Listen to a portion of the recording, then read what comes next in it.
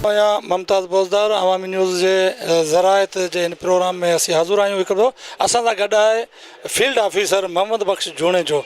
उनखां असीं पुछंदासीं त आबादकारनि जे लाइ दवाउनि जे हवाले सां सुवाल जवाब कंदासीं।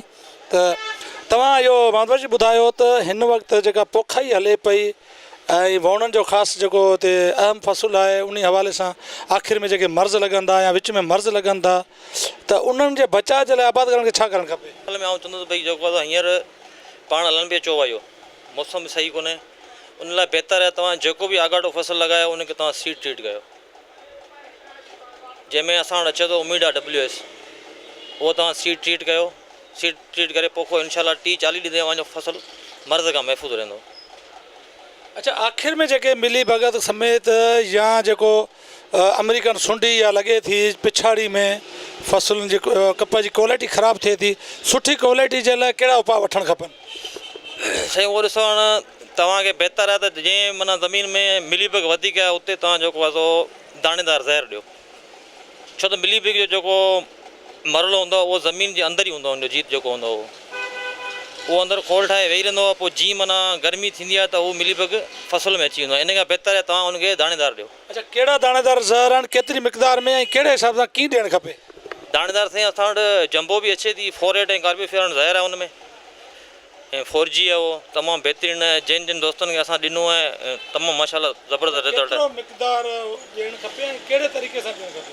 उन सां तव्हां छटो बि करे सघो था, या त पोइ तव्हां जेॾी ज़मीन जी तयारी कयो था उन टाइम माना ज़मीन में खेड़ी में छटे मथां खीरिया तव्हां कढाए छॾियो, बैग आहे 10 किलो जो।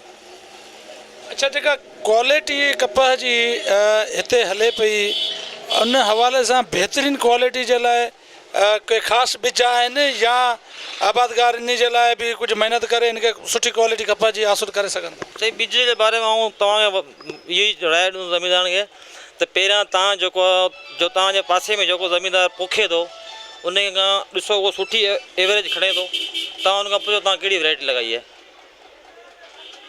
तव्हां कहिड़ी वैराइटी लॻाई। उन खां पोइ कंपनियूं आहिनि, सुठियूं कंपनियूं आहिनि असां वटि माशाल्लाह।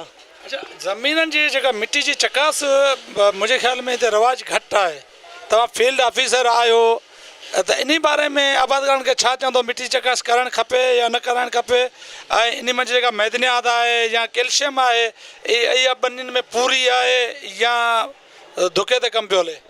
सही, बिल्कुलु तव्हांजी ॻाल्हि सही आहे। हिते पाण ज़मीनदार जेके आहिनि से असीं ॻाल्हि कंदा आहियूं मिटी चकास करण लाइ तयारु कोन्हनि। असल में पंहिंजी ज़मीन जी जेका pH वैल्यू आहे उहो वधियलु आहे। हींअर तव्हां पाण जेतिरो हुनखे केमिकल, असल में पहिरीं ॻाल्हि त पंहिंजा ज़मीनदार वथाण जो भाण इस्तेमालु कोन था कनि।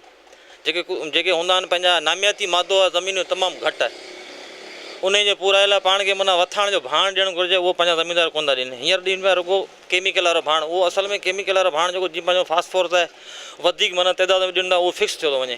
पोइ इन हिसाब सां जेको आहे ज़मीन जी जेको आहे pH लेवल वधियो थी वञे, पोइ उन करे पाण उपत एवरेज घटि अचे थी। अच्छा, भला माल जे भाण खां सवाइ ॿिया कहिड़ा तरीक़ा आहिनि जेका pH लेवल घटि थिए या ॿियूं जेके मैदनियातियूं आहिनि उहा ज़मीन जो पूरो करे सघिजे? त उन लाइ असां वटि माइक्रो न्यूट्रन आहिनि, ऑर्गेनिक मैटर अचे थो, ह्यूमिक एसिड आहे, ज़िंक आहे, पोटाश आहे, आयरन आहे, हर शइ आहे। देसी तरीक़ा कहिड़ा आहिनि? देसी तरीक़ा पंहिंजो वथाण जो भाण ई आहे बसि।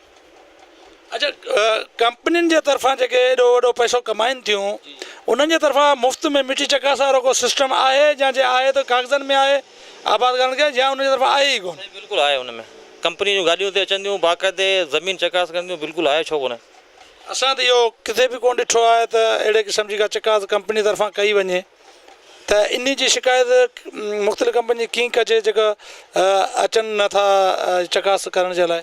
उहो तव्हां कंपनी जा जेके नुमाइंदा हूंदा आहिनि उहो पहिरियां पाण ईंदा आहिनि, फील्ड में ॿुधाईंदा आहिनि भई असांजी गाॾी फलाणी तारीख़ ते ईंदी, तव्हां मिटी चकास करायो। बिल्कुलु गाॾी हुन टाइम ते ईंदी आहे, मिटी चकास बि थींदी आहे।